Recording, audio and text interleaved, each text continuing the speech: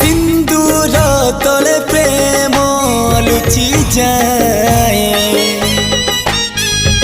एकता दुनिया रे नुआ नुहे तो नुआ संसार तोते अभिनंदन